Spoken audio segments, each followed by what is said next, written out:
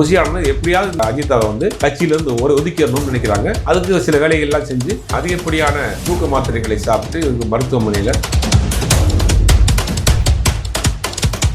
புஷியானந்து பின்பக்கம் கேட்ட வழி ஓடுறாரு. இவங்க இங்க போராடிட்டு இருக்காங்க. விஜய் வீட்டுக்குள்ள அந்த ரூம்ல உட்காந்து டிவி பார்த்துட்டு இருக்காப்ல. இவங்க நடக்கிறதெல்லாம் அவர் விஜய் உள்ள உட்காந்து அஜிதாவை மட்டும் உள்ள வர சொல்லுங்க, என்ன மேல நம்பிக்கை இருக்குல்ல, அவன் எனக்கு செய்யறேன்.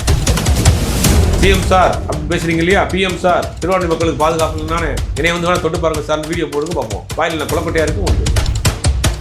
அரசியல் பேசக்கூடாது, பல கண்டிஷன்ஸ் போட்டிருக்காங்க. ஆடியோ லான்ச்னா பாட்டு பாடிட்டு போயிடணும், இங்க வந்துகிட்டு உட்காந்து வீரவாசனம் பேசக்கூடாது, பஞ்ச் டைலாக் பேசக்கூடாது அப்படின்னு கண்டிஷனை போட்டு தான் கூட்டு போறாங்க. முதல்ல இவர் ஜெயிக்கணும், மக்கள் ஓட்டு போடணும், அப்புறம் பெருசா உள்ள வரணும். இதெல்லாம் இருக்கு. இவர் நெல்சனுடைய உதவியாளர் ஒருத்தட்ட கதை கேட்டுக்கிட்டு இருக்காரு. அடுத்த படம் பண்றதுக்கு. கலங்கரை சொந்தங்களுக்கு அன்பு வணக்கம். கலங்கரை நிகழ்ச்சிக்கு உங்களை வரவேற்பதில் மகிழ்ச்சி. இன்று நம்மோடு நேர்காணலில் இணைந்திருப்பவர் பத்திரிகையாளர் ஜுபேர் அவர்கள். வணக்கம் சார். வணக்கம். நலமா இருக்கீங்களா சார்? இப்போ விஜயினுடைய ஒரு தூத்துக்குடி மாவட்ட நிர்வாகி அஜிதா அவங்க தற்கொலை முயற்சிக்கு பண்ணியிருக்காங்க அப்படின்னு சொல்லிட்டு ஒரு செய்தி பரபரப்பா போயிட்டு இருக்கு. என்னதான் சார் நடந்தது? பல கோடி கிட்ட செலவு பண்ணியிருக்கேன் அப்படின்லாம் சொல்றாங்க. எது உண்மை எது பொய் அப்படின்ற ஒரு இல்ல. இந்த அஜிதா ஆக்னஸ் இவங்களை பத்தி முதல்ல பாக்குறதுக்கு முன்னாடி அவங்க குடும்பமே மிகப்பெரிய தீவிரமான விஜய் ரசிகர் குடும்பம். ரசிகர் சொல்றது காட்டிலும் விஜய் வெறியர் குடும்பம்னு சொல்லலாம். அந்த அளவுக்கு ஒரு நாடி நரம்பெல்லாம் ஊறி போன விஜய் ரசிகர்கள். அவங்க அண்ணன் பில்லா ஜெகன் அப்படிங்கிற ஒரு நபர் ஒட்டுமொத்த தென் மண்டலத்துக்கு விஜய் மன்றத்திற்கு பொறுப்பாளராக இருந்தவர். மிகப்பெரிய அளவில் பணத்தை செலவு பண்ணி ஆட்களை திரட்டி கொண்டு வந்தவர். பெரிய நிகழ்ச்சிகளை நடத்தக்கூடிய அந்த மாதிரியான ஒரு பேக்ரவுண்டில் பார்த்தீங்கன்னா அவரோட வசதியான ஃபேமிலியை சேர்ந்தவர்.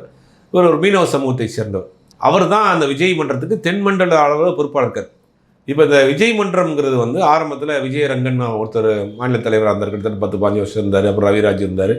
பல்வேறு ஆட்கள் இருந்தாங்க. அப்போல்லாம் அந்த மன்றத்தை தலைவர்களாக இருந்தால் கூட மன்றத்தை வழிநடத்துறது எஸ்எஸ்சி தான்.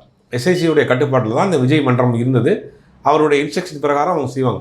அப்போ ஒரு காலகட்டத்துக்கு பிறகு புஷ்யானந்த் உள்ளே வந்ததுக்கு பிறகு விஜய் மன்றம் முழுவதுமாக புஷ்யானந்தனுடைய கட்டுப்பாட்டில் போகுது. அப்போ புஷ்யானந்த் கட்டுப்பாட்டுக்கு போனதுக்கு பிறகு புஷ்யானந்த் தனக்கு தெரிஞ்ச ஆட்களை பதவிகளை போடுறார். போகிறப்ப பழைய ஆட்களை பூரா நீக்கிறார். பழைய ஆட்களை பூரா களை எடுத்துட்டு இவர் ஆட்களை போட்டு இவர் தன்னுடைய கட்டுப்பாட்டில் எடுக்கிறாரு. அது ஒரு கட்டத்தில் இப்போ எஸ்எஸ்சியே ஒதுக்கக்கூடிய அளவுக்கு போயிட்டார். எஸ்எஸ்சி பல இடங்களில் அதை பதிவு பண்ணியிருப்பார். இப்போ எஸ்எஸ்சியும் இங்கே வெளியில் போகப்படுறப்ப எஸ்எஸ்சியால் போடப்பட்ட எல்லாருமே நீக்கப்படுறாரு. ஒட்டுமொத்தமாக பெரும்பாலும் போயிட்டாங்க. 90% போயிட்டாங்க. அதில் முக்கியமான ஆள் இந்த பில்லா ஜெகன். அப்போ புஷ்யானந்தனுடைய நடவடிக்கைகள் தாங்காமல்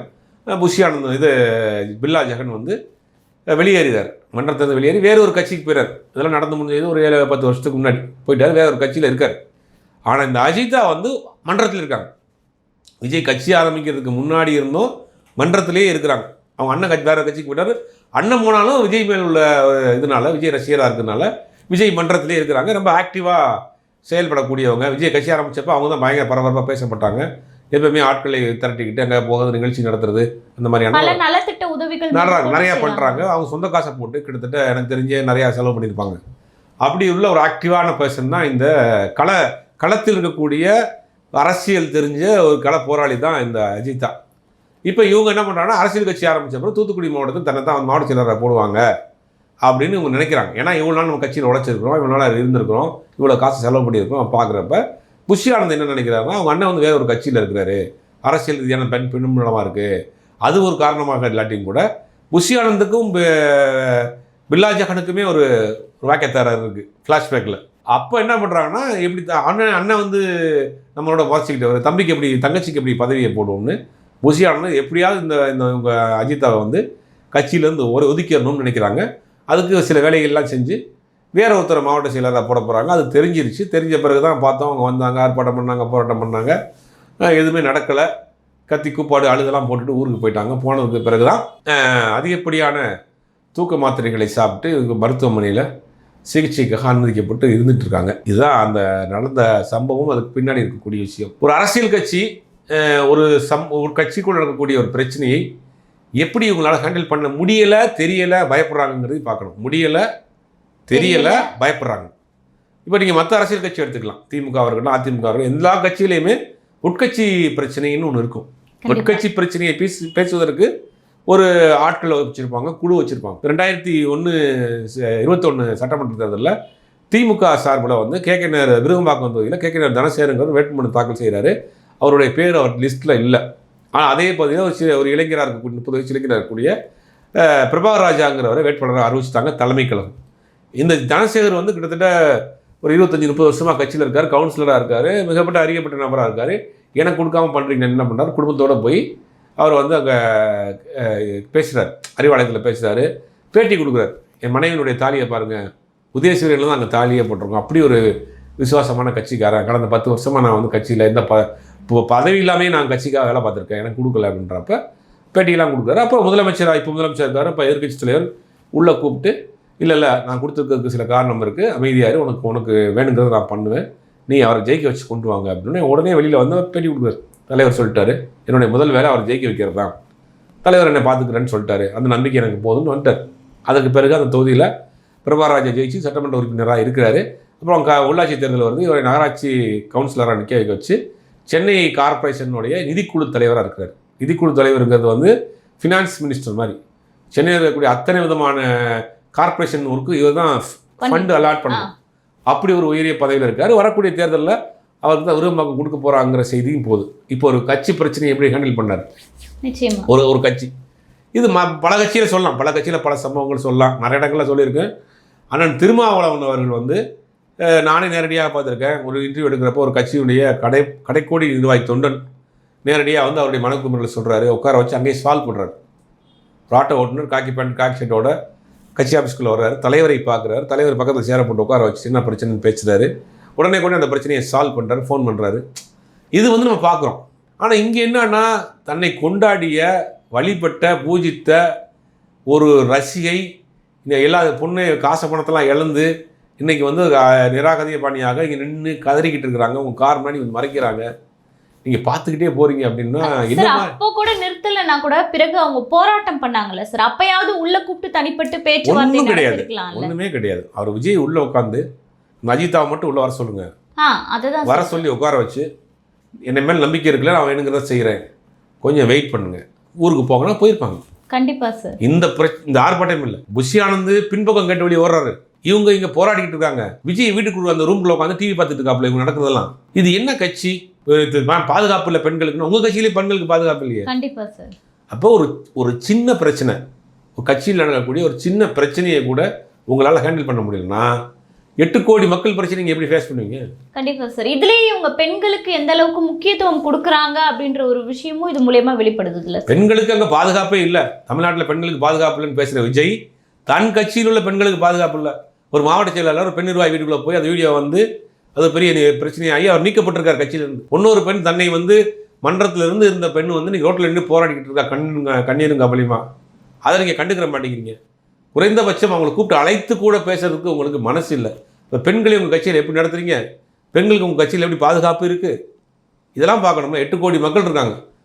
ஒரு அஜிதாவுக்கு பிரச்சனை இல்லை, 8 கோடி பேருக்கு பிரச்சனை இருக்கு, எப்படி நீங்க ஃபேஸ் பண்ணுவீங்க? சரி, இப்போ அஜிதா அவங்களே எடுத்துக்கிட்டா கூட இந்த ஒரு பொறுப்புக்காக அவங்க வந்து தற்கொலை முயற்சி செய்வது அப்படின்றது ஒரு சரியான போக்கு தானா? தற்கொலை முயற்சிங்கிறது எதுக்குமே தீர்வு கிடையாது.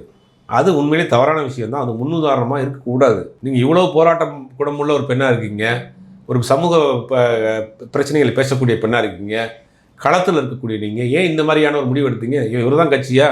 கண்டிப்பா சார். இன்னொரு கேள்வி என்னன்னா, அப்ப இவ்வளோ நலத்திட்டங்கள் இவ்வளோ செலவு பண்ணது எல்லாமே நீங்க இந்த பொறுப்புக்காக தான் பண்ணீங்களா அப்படின்ற இல்லை, அவங்களுக்கான அங்கீகாரம் இல்லைன்னு. இப்போ நான் பார்த்த வேலைக்கு என்ன அங்கீகாரம், பதவி இல்லை, விட்டுருங்க.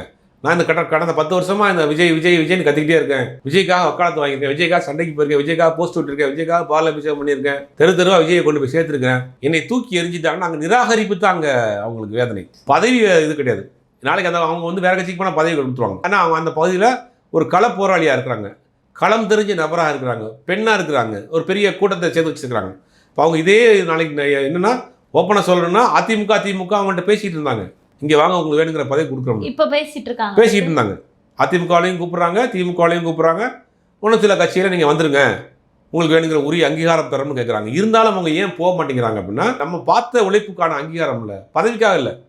நான் இவ்வளோ அவங்க ஏமாற்றம்னு நினைக்கிறாங்க. நான் இவ்வளோ நம்பினேன்ல, நம்பிக்கை துரோகம், ஏமாற்றம், அதுதான் உலகத்தில் பெரிய வேதனை. கண்டிப்பா சார். காசு பணம் சம்பாரிச்சுக்கலாம், நீங்கள் வந்து சொத்து பணம் சம்பாரிச்சுக்கலாம்.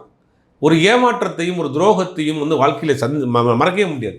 இப்போ அவங்க ரெண்டுக்கும் நடந்திருக்கு. அவங்க தன்னுடைய நம்பின ஒரு தலைவன் தன்னை ஏமாற்றிட்டான், ஆனால் தூக்கி போட்டான். அந்த துரோகம், அந்த நிராகரிப்பு, அந்த ஏமாற்றம் தான் அவங்களுக்கு வந்து சாகக்கூடிய அளவுக்கு கொண்டு தள்ளி விட்டுருக்கு.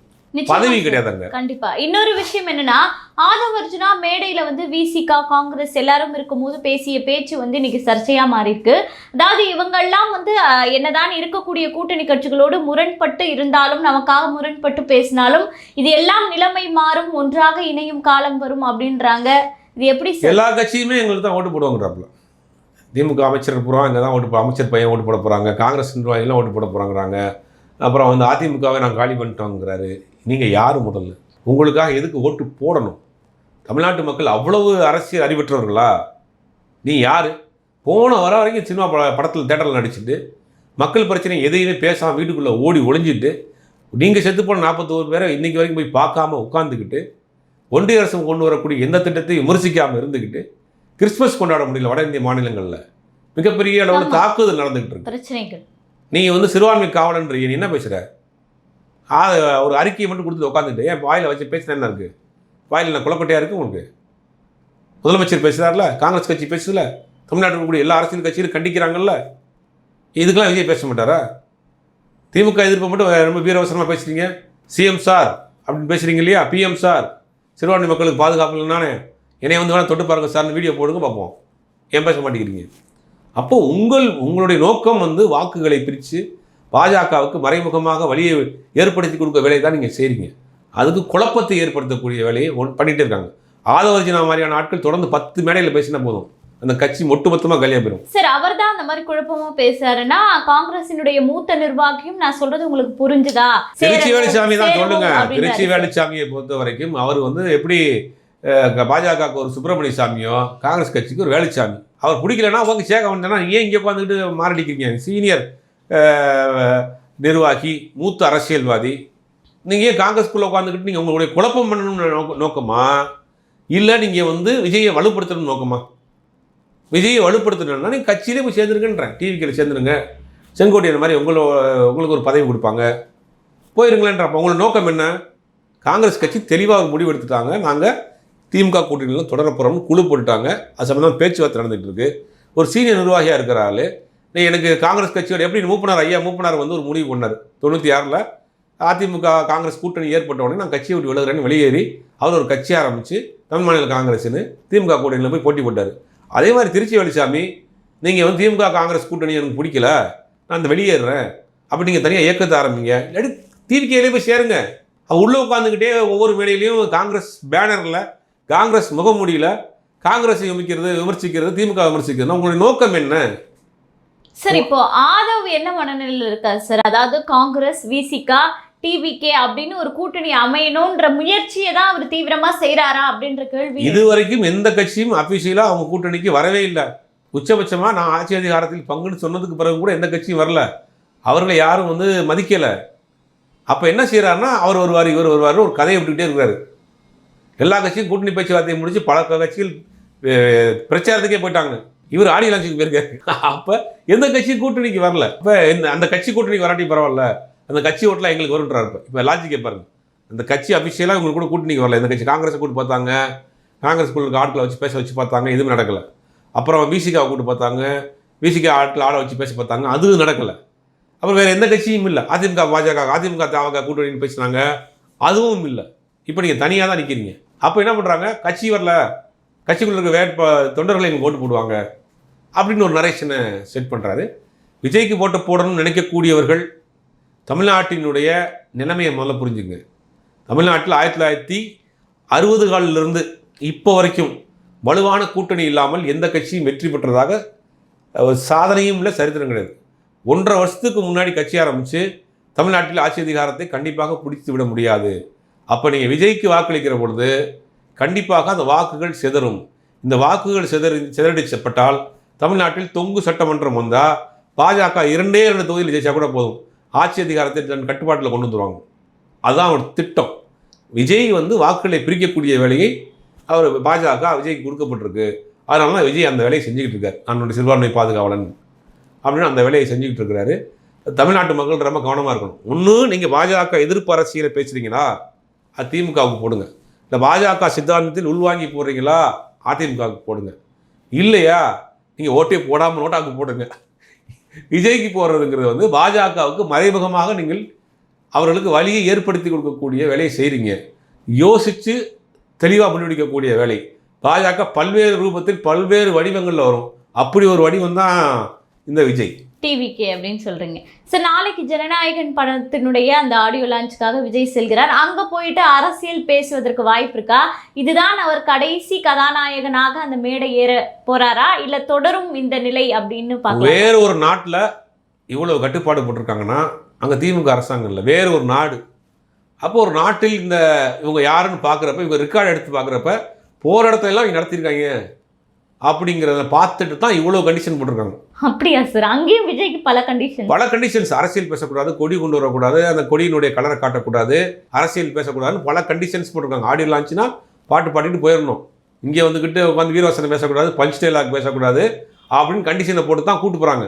ஏன் வேறு ஒரு நாடு இவங்க போகிறாங்கன்னா, இந்த கட்சி யார், இவர் பேக்ரவுண்ட் என்னன்னு விசாரிக்கிறப்ப விக்ரவாண்டியில் இத்தனை பேர் இறந்து போயிருக்காங்க, மதுரையில் இத்தனை பேர் மயக்கம் போட்டுருக்குறாங்க, இப்படி லிஸ்ட்டு வருது. இன்னும் அவங்க போகிற இடத்துல போகிற மயக்கம் போடுறாங்க, இறந்து போகிறாங்க, மாத்தமலை ஏறி நிற்கிறானுங்க, டெம்போல ஏறி நிற்கிறானுங்க, லேம்ப் போஸ்ட்டில் ஏறி நிற்கிறானுங்க அப்படின்னா இந்த கூட்டம் அரசியல்படுத்தப்படாத கூட்டமாக இருக்குது. இங்கேயும் இந்த மாதிரியான அசம்பாவிதம் நடந்துடக்கூடாது அப்படிங்கிறதுக்காக தான் இவ்வளோ கண்டிஷன் போட்டிருக்காங்க. இருந்தாலும் அரசியல் பேசுவார், இருந்தாலும் ஏதாவது ஒரு குட்டி கதை சொல்லுவார், அந்த குட்டி கதைக்குள்ளே சில ட்விஸ்ட் வச்சு பேசுவார். அப்படிங்கும்போது கண்டிப்பாக அரசியல் பேசுவார். இந்த ஜனநாயகன் படத்தின் மூலமாக இவருடைய தீவிர எதிரி என்று சொல்லக்கூடிய டிஎம்கேவை வந்து முன்னிலைப்படுத்தி பேசக்கூடிய விஷயங்கள் ஏதாவது இருக்கா? கண்டிப்பாக இருக்கும்ல. அவர் வந்து என்னன்னா நேரடியாக திமுக கடன் தான் போட்டிக்கிறார். இப்போ வேற யாரையும் அவர் விமர்சிக்கிறதும் இல்லை. ஒன்றிய அரசு கொண்டு வந்த 3 தொழிலாளர் சட்டத்தை மாற்றி அமைச்சிருக்காங்க, அதை பற்றி பேச போறாரா? அந்த படத்தில் கிடையாது. தமிழ்நாடுக்கு வரக்கூடிய நிதி இருக்கு, அதை பாதிக்கப்பட்டிருக்கு, அதை பற்றி பேச போறாரா? இல்லை. நீட் தேர்வு ரத்து அப்படிங்கிறத பற்றி பேசியிருக்காரா? அதை பற்றி பேச போறாரா? நீட் தேர்வால் எப்படி தமிழ்நாட்டு மாணவர்கள் பாதிக்கப்படுறாங்கன்னு பேச போகிறா? அதை பற்றி பேசுகிறாரா? பேச மாட்டார். ஒரே நாடு ஒரே தேர்தல் கொண்டு வந்திருக்காங்க, அதை எப்படி சிதைக்க போகிறாங்கன்னு பேச போகிறா? இருக்காது. இப்போ சிறுபான்மை மக்களுக்கு எப்படி பாஜக அரசாங்கம் எப்படி நடத்துக்கிறது அப்படிங்கிறத பேச போகிறாரா? அதுவும் இருக்காது. அப்போ இவர் வந்து நேரடியாக திமுக எதிர்ப்பு அரசியலை மட்டும்தான் பேசுவார். நான் அதுவெல்லாம் மாற்ற போகிறேன்னு சொல்லுவார். மாற்ற போகிறேன்னு படத்துலேயே தான் சொல்லியிருக்காரான்னு தெரியல. மாற்றுறதுக்கான ஆல்டர்னேட்டிவ் ஒரு ஐடியா வச்சிருக்கிறாராங்கிறது படத்துலையாவது சொல்லுவாரா? தன்னுடைய கொள்கையை திரைப்படத்திலாவது சொல்லுவாரா விஜய்ங்கிறத படம் வந்த படம் தான் தெரியும். இன்னொன்று, விஜயினுடைய கட்சியில் த்ரிஷா இணைய போகிறார் அப்படின்ற ஒரு செய்தியை அடிக்கடி பரப்புறாங்களே சார், இதுல வாய்ப்பு இருக்கா? இது உண்மைதானா? இருக்கலாம். அந்த காலத்தில் வந்து ஜெயலலிதா அவர்கள் வந்து வரப்போறாங்கன்னு தான் சொல்லிட்டு இருந்தாங்க. அப்புறம் எம்ஜிஆர் திடீர்னு கொண்டு வந்து கொள்கை பரப்பு செயலாளர் ஆக்குனாங்க, அப்புறம் அவன் ராஜ்யசபா எம்பி ஆக்குனாரு அப்படின்னு சொன்னாங்க. அதே மாதிரி விஜயினுடைய ஆசை நம்ம முதலமைச்சர் ஆகிட்டோம்னா அதுக்கு பிறகு த்ரிஷாவை கூட்டு வந்துடலாம், அவங்க ஒரு கொள்கை பரப்பு செயலாளர் ஆக்கலாம், அவங்கள ஒரு ராஜ்யசபா எம்பி ஆக்கிடலாம், நமக்கு பிறகு அவங்க ஒரு வாரிசு ஆக்கலாங்கிறது எல்லாம் நடக்கும். கற்பனை. முதல்ல இவர் ஜெயிக்கணும், மக்கள் ஓட்டு போடணும், அப்புறம் த்ரிஷா உள்ள வரணும். இதெல்லாம் இருக்கு. தேர்தல் முடிவுக்கு பிறகு தான் தெரியும் இதெல்லாம் நடக்குமா, இல்லை துபாய்க்கே போயிடலாமா அப்படின்னு கிளி சீட்டு எடுத்து போட்ட மாதிரி தமிழ்நாட்டு மக்கள் போட்டதுக்கு பிறகு தான் இவருடைய அரசியல் வாழ்வு என்னங்கிறது கேள்வி தெரியும் நமக்கு. ஆனால் என்னன்னா ஒரு சில அங்கே சினிமா தரப்புலேருந்து வரக்கூடிய தகவல் என்னன்னா, இவர் நெல்சனுடைய உதவியாளர் ஒருத்தட்ட கதை கேட்டுக்கிட்டு இருக்கிறார் அடுத்த படம் பண்றதுக்குன்னு ஒரு செய்தி வந்துகிட்டு இருக்கு. அநேகமாக அவருக்கே தெரிஞ்சிச்சு படம் ரிசல்ட். ஏன்னா தமிழ்நாட்டு அரசியலை பொறுத்த வரைக்கும் வலுவான கூட்டணி இல்லாமல் வெற்றி பெற முடியாது. வாக்கு சதவீதம் வாங்கலாமே, வெற்றி பெற முடியாது. அப்போ வெற்றி பெறாமல் போயிடுச்சு ஒரு 10%, 15%, இவங்க சொல்கிற 20% வைங்க, 20% ஓட்டை வாங்கிட்டாலும் அடுத்து என்ன செய்வார்? அடுத்த 5 வருஷத்துக்கு ஒரு வலுவான எதிர்கட்சியாக அவர் செயல்படுவாரா? எதிர்கட்சியாக கூட ஆக முடியாது. தமிழ்நாட்டில் இருக்கக்கூடிய ஒரு கட்சியாக, ஒரு அரசியல் கட்சியாக இருப்பாரா? வீட்டுக்குள்ளே எவ்வளோ நாள் உட்கார முடியும் அப்படிங்கிறது அவருக்கே கொஞ்சம் யோசிக்க ஆரம்பிச்சிருக்கிறாரு. தேர்தல் பிறகு தான் தெரியும். ஜனநாயகன் படம் அந்த ஆடியோ லான்ச்சுக்கு த்ரிஷா போகிறாங்களா சார்? த்ரிஷா போகிறாங்களாங்கிறது தெரியல. அது வந்து நேரடியாக இந்த நேரத்தில் வந்து உட்காந்தாங்கன்னா அது ஒரு விமர்சனமாகும் அப்படின்னு இருக்கலாம். ஆனால் ஒரு வழியில் பார்த்தீங்கன்னா அவருடைய நடித்த பல ஹீரோயின்ஸு டெக்னீஷியன்ஸ்லாம் கூப்பிட்டு போகிறாங்க. அந்த அடிப்படையில் த்ரிஷாவை கூப்பிட்டு வர்றதுக்கு ஆனால் வாய்ப்பு இருக்குது. ஏன்னா அவர் நடிகையாக இருக்காங்க, அவங்களோட சேர்ந்து நடிச்சிருக்காங்க, கடைசி படத்தில் சென்ட் ஆஃப் கொடுக்குறாங்க அப்படின்னு கொண்டு வரலாம். ஆனால் ஒருவேளை இவங்க வந்து உட்காந்து அதாவது பேசி விமர்சனம் ஆகிறங்கிறதுக்காக அவாய்ட் பண்ணுறதாகவும் இருக்கலாம். இப்போ வரைக்கும் அது சஸ்பென்ஸாக இருக்குது. எனக்கு தெரிஞ்சு போகிறதுக்கான வாய்ப்பு இருக்குதுன்னு தான் நான் நினைக்கிறேன். சரிங்க சார், அரசியல் சார்ந்த பல்வேறு கருத்துக்களை பகிர்ந்துக்கிட்டீங்க. தொடர்ந்து பேசுவோம். நன்றி.